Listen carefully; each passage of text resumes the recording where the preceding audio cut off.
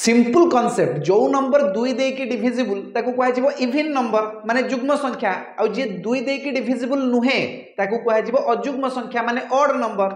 देखो तमे कहबो 2 देकी के डिविजिबल के 2 देकी डिविजिबल नुहे हमें केमती जानिबा।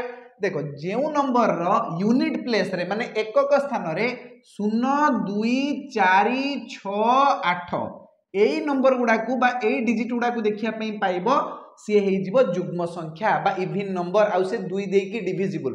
जेमिति कि 586 एई नंबर टा 2 देकी डिविजिबल हबो काहे ना यार यूनिट प्लेस रे 6 अछि।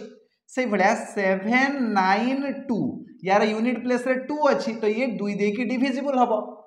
780 यार यूनिट प्लेस रे 0 अछि तो ये भी 2 देकी डिविजिबल हबो।